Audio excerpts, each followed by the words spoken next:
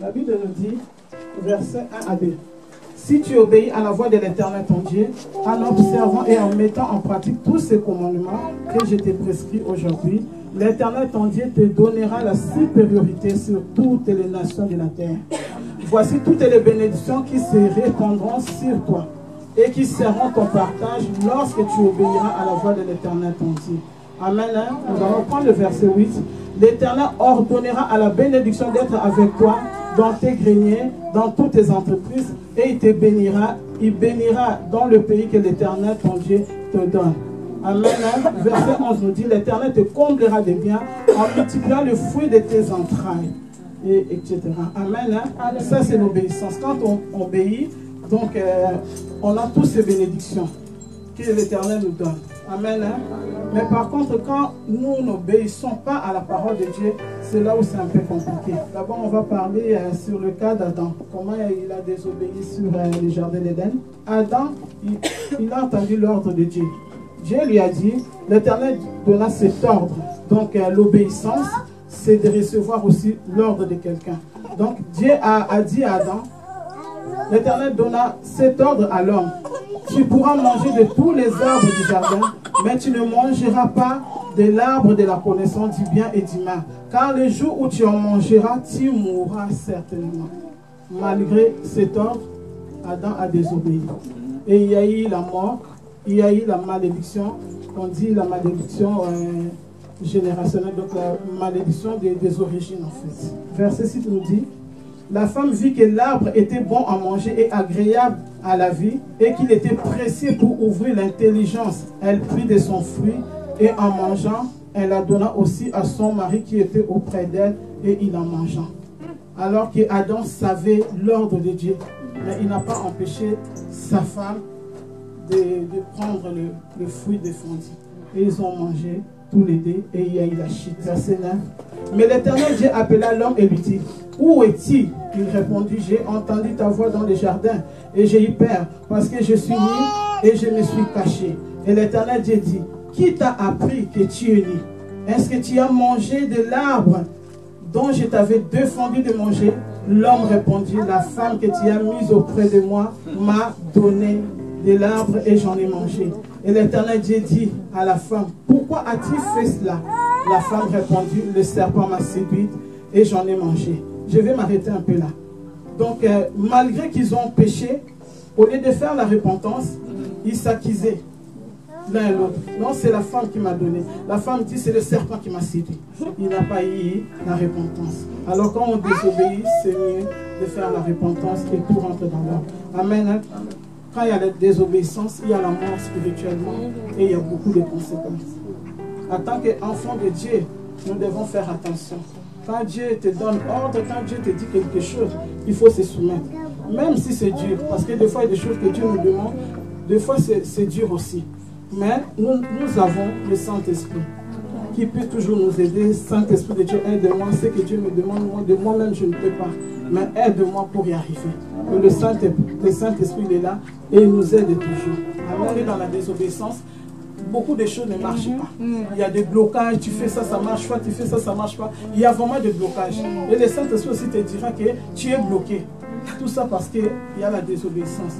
Mais quand tu fais la repentance, tu retournes vers ton Dieu et tu dis, Seigneur, maintenant je vais être dans l'ordre avec toi. Je viens renoncer à la désobéissance à Dieu. Et je renonce à ma chair et à ses passions. Au nom de Jésus, je me répands de la désobéissance et à ses conséquences dans ma vie. Dans le nom de Jésus. Dans le nom de Jésus. Dans le nom de Jésus. Saint-Esprit de Dieu, aide-moi à être soumis à mon Dieu et à sa parole. Au nom de Jésus. Amen.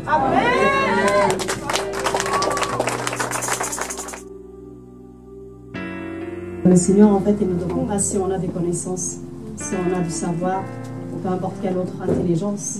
Il nous demande simplement si on est disponible. Et donc pour moi, l'obéissance, c'est un ordre qu'on reçoit, c'est une consigne qu'on nous donne, et c'est un conseil qu'on nous donne aussi. Quand c'est un ordre, ça veut dire que c'est quelque chose qu'on doit mettre immédiatement en place. Quand c'est une consigne, ça veut dire que c'est une règle qui était déjà là, qu'on doit se soumettre à cette règle. parce qu'elle existe déjà. C'est une consigne. Ça peut être un conseil simplement qu'on donne à une personne pour qu'elle puisse l'activer dans sa vie, pour son futur, pour son bien-être, pour continuer dans sa marche. Alléluia. Donc c'est ça la définition que je donnerai de l'obéissance.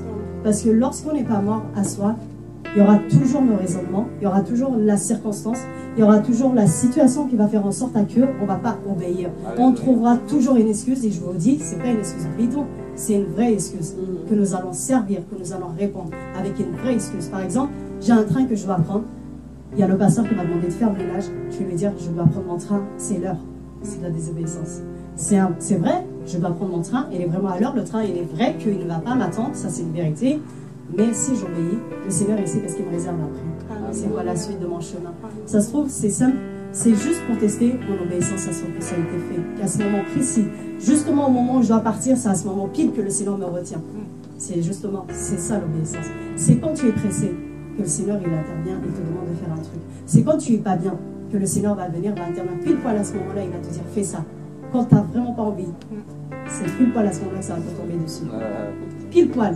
Le Seigneur, il est comme ça. Si on a encore le moi, je, ma condition, la circonstance qui m'entoure, que ce soit, peu importe tout ce que je viens de dire, on ne peut pas me répéter, on ne peut pas obéir. On ne peut pas obéir parce qu'on a encore notre chair qui nous contrôle. Il y a autre chose qu'il faut savoir dans l'obéissance, c'est que lorsqu'on commence à obéir, le Seigneur nous surprend. Parce que parfois, c'est vrai, on veut obéir, mais la chose que nous demande, elle nous paraît tellement énorme. On se dit, mais c'est pas possible, je ne peux pas y arriver. C'est pas de la désobéissance. C'est juste, on se limite. On se dit, c'est pas possible, je ne peux pas y arriver. Mais la vérité, je le dis avec vraiment toute humilité, c'est juste, il faut juste commencer. Quand le Seigneur te dit, à travers quelqu'un, ton leader, tes pasteurs, ou peu importe qui, il utilise à partir du moment où il t'a dit, fais quelque chose, juste commence à le faire, simplement. Ne ramène pas ta chair dedans, ne ramène pas ce que je connais dedans, ne ramène pas à ce que j'ai la capacité dedans, ne ramène pas à ce que j'ai la disponibilité dedans, ne ramène pas, il est quelle heure, à quelle heure j'ai un rendez-vous, ne ramène pas ces histoires-là dedans. Juste, quand t'as demandé de faire un truc, fais-le. Comme quelqu'un de stupide, comme quelqu'un qui ne réfléchit pas.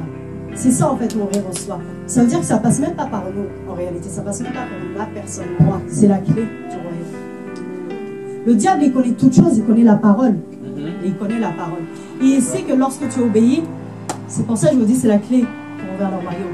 Il sait que quand tu commences à être obéissant jusqu'au point où tu es stupide dans ton obéissance, jusqu'au point où vraiment tu es stupide dans ton obéissance, j'insiste. Lorsque tu obéis, il y a toutes les bénédictions qui te suivent. Il y a toutes les portes qui s'ouvrent. Il y a tous les anges qui t'accompagnent. Il y a toutes les routes qui s'ouvrent en ta faveur. Le diable, il connaît la parole beaucoup plus que nous, bien souvent. Et c'est à cause de ça qu'il insiste sur la désobéissance. Simplement à cause de ça, parce que lui, il sait qu'est-ce qu'il vous attend lorsque vous obéissez, n'est-ce pas? Et c'est à cause de ça, il ne veut absolument pas que les enfants de Dieu soient bénis. Il ne veut absolument pas la réussite pour nous, n'est-ce pas? Je dirais autre chose, c'est juste fais-le. Parce que c'est le Seigneur qui va faire en fait, en réalité. Mais lui, il a juste besoin que tu dises Amen. Obéissez à vos conducteurs et soumettez-vous à eux, car ils veillent sur votre âme, en hommes qui devront rendre le compte. Ils pourront ainsi le faire avec joie et non en soupirant, ce qui ne vous serait aucun avantage. Amen. Donc ces passages-là ne parlent d'obéir à l'homme de Dieu, le leader, le responsable, peu importe la personne qui est élue au-dessus de toi. Peu importe quel nom tu lui donnes, mais à ton supérieur, à tes pasteurs, à tes parents spirituels et aux gens qui sont élus par le Seigneur eux-mêmes en tant que leader, en tant que responsable, peu importe. Ils nous demandent d'être soumis déjà aux pasteurs. Pourquoi? Parce qu'ils sont les gardiens de notre âme. Et ils disent que comme eux, ils font leur tâche comme des gens qui vont rendre des comptes, parce qu'ils sont conscients qu'ils vont rendre des comptes au Seigneur, donc ils font leur tâche. Mais si maintenant nous, on est désobéissants, on est rebelles en fait. Si on est rebelle par rapport à eux, le Seigneur il ne parle pas que c'est les pasteurs qui vont punir, il parle de nous, notre condition à nous. Si on le fait à contre-cœur, si on le fait avec des plaintes, ça n'est en aucun avantage. Lorsque le pasteur, l'homme de Dieu, le leader, peu importe, te demande de faire quelque chose, tu n'as pas à argumenter. Tu dois le faire parce que la parole elle est claire là-dessus. Elle ne sera pas à ton avantage. Le Seigneur il ne sera pas avec toi. Eux ils sont là, les gardiens de notre âme. Ils ont leur responsabilité qui est déjà énorme. Parce que veiller sur les âmes des uns et des autres lorsque nous sommes nombreux et tous différents, je vous assure que c'est du boulot. Donc c'est à nous de faire le nécessaire pour leur faciliter la tâche. Parce que nous avons la crainte de Dieu et parce que nous voulons obéir à la parole de Dieu. Amen. Amen. Alléluia. C'est ça en fait, cette parole a dit. qui rejoint à peu près la parole dans Éphésiens 6:5 qui dit obéissez à vos maîtres, obéissez à vos leaders, ainsi de suite. Alléluia. Comme si tout ce que nous faisons, c'est pour le Seigneur que nous le faisons. La parole, elle dit l'obéissance vaut mieux que le sacrifice. Pourquoi? Parce que lorsqu'il nous a créés, il cherche à que sa gloire se manifeste à travers nous. Il cherche à que ses richesses se manifestent à travers notre vie.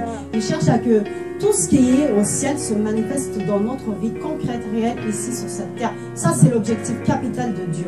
C'est que nous ayons la même vie au ciel, sur la terre. C'est ça. Pourquoi? Pour que le monde voit que nous appartenons à Dieu. Ça, c'est le combat de Dieu. Le plus qu'il souhaite pour nous, c'est le meilleur qu'il souhaite pour nous, c'est ça. Tes sacrifices, ce que tu veux faire, de jeu de ta chair, tes rituels, ils s'en fichent pas mal en fait. Parce qu'on ne peut pas impressionner Dieu. On ne peut pas l'acheter non plus. On ne peut rien faire qui va être supérieur à lui. On ne peut rien faire en fait tout simplement pour le surprendre. Rien. Il est déjà au courant de tout.